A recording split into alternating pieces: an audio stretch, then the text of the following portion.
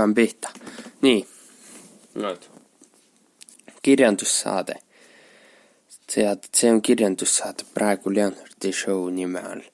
Võib-olla kunagi tulevikus tuleb sellele mingisugune nimi ka sellele saates, kui see muutub saatesarjaks. Ilmselt muutub mingist raamatutest rääkivaks saatesarjast. Tõenäoliselt muutub.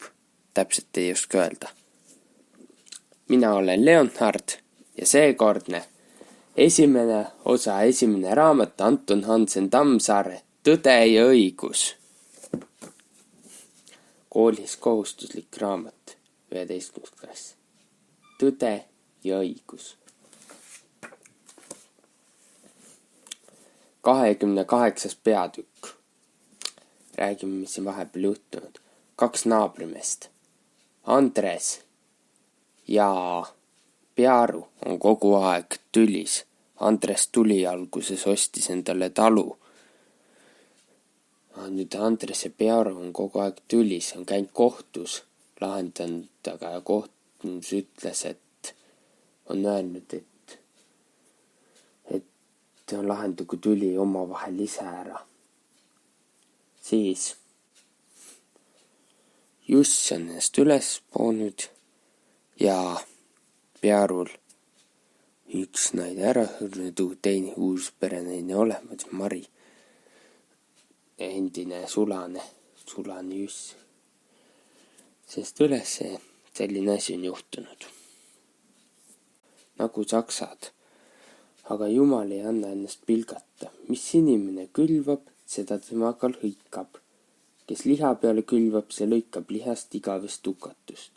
Õnnetus see alguse Kassiarult. Kui vana Jaska millalgi laadasõidult jälle koju tuli, jäid tal lapsed üksteise järel kõik haigeks.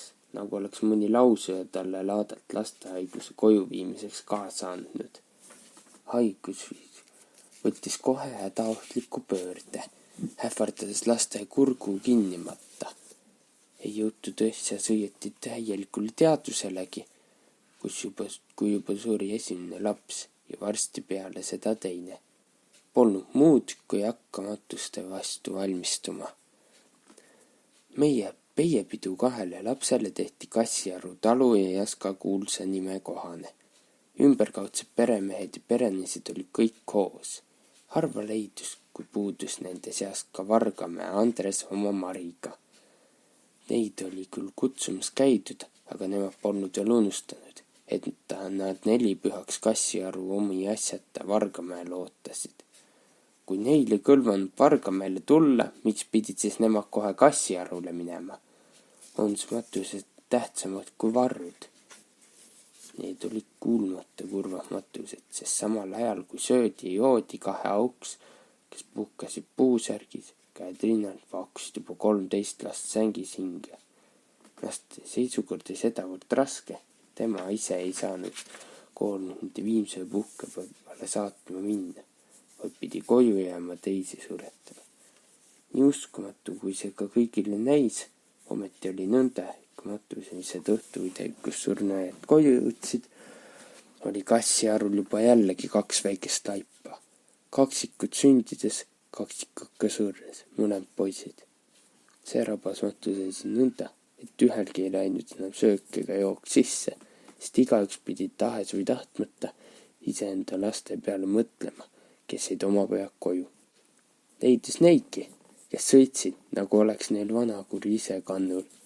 Sõitsid vaikides puristava ja aura vabusega, kuna aga Kassiaru samal ajal asjata sööjaid ootasid. Auravad verivorstid, lihakausid, sültitandrikud, peen ja saialeivad, paremad ja peenemad kui kuskil mujal. Kaksikud poisid viidi üsna vaikselt maha, sest matulisi polnud kuigi palju ilmunud. Kassiarul oldi sedavõrd arutud, et ei teatud enam keda kutsuda, keda mitte. Nüüd sai suurem kui isa või ema mõistus suutis kanda. Olgugi, et üks oli kaval hobuse paris, nikki teine peaaegu haritud nagu mõni saks. 2 paaril järgnes 2 üksikut laipa surnuail, kuhu need hauad kõik kõrvud kaevati. Viimane neist viidi nii lihtsalt, nagu polekski ta Kassiaru ja tema Matilda oma laps, vaid mõni saunikupoeg. Kui poleks talle 2 kellaga löödud, siis poleks tema matuseks midagi peremehelikku olnudki. Kõigist lastest jäi vanemate silmateraks üksainus, 5-aastane Maali ema rinna otsas. Ema ise istus nagu vahakuju, ükskõikne ja külm, nagu poleks temal sellest midagi, on lapsed ta süles või hing sees või on ka tema hingetu nagu teisedki, keda viidi surre. Esimese lastepaari nuttis ta, teise paari juures murdis ta ainult käsi, silmaki nagu kuivab peas. 2 viimase lapse surnutil muutus ta juba selleks, mille ta praegu liigub, Kassiaru suuris hoones elavaks varjuks. Kassiaru Jaska oma idega polnud kunagi suur kirikusõber, aga nüüd nõrkus pisuk tema süda, nõrkus ka tema põlved. Heit ei saanud kuidagi muidu, kui pidi isiklikult õpetaja juurde ilmunud truhasti otsima. Ehk teab tema, miks neile see karistus on kaela saadetud. Raske oli õpetaja seisukord neil raskel päevil. Sest mis pidi ta muud tegema, kui rikka perenaise tema uhkelda ja vanamehe kanget südant nõrgutama. Issand, taaju külmaks pealtvaatajaks jääda, kui Kassiaru Jaska kihutab nööda laatu ümber ja paristab hobuseid. Sendis on ju hobuse paristamist ega kannatab rassimist. Seda ütles õpetaja, kirikuõpetaja siis. Aga kui naine sellest kodus Jaskale rääkis, pani see oma südame kõvaks ja vastas, nagu oleks tema pool tõde ja õigus. Ikka see hobuse paristamine, nagu poleks ma tervel eluajal muud teinudki. Aga ma olen ju 30 aastat mõisele härgi ostnud ja olen kasulikult ostnud. See peaks ometi jumala meelepärane töö olema. See on ju ka, arvas perenaine oma valgas südames. Ja sellepärast ehk jäetigi Maali meile rõõmuks ning lootuseks.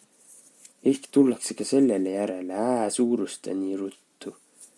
Vastas mees, kes püüdis nagu jumalat iseenda vastu üles ässitada.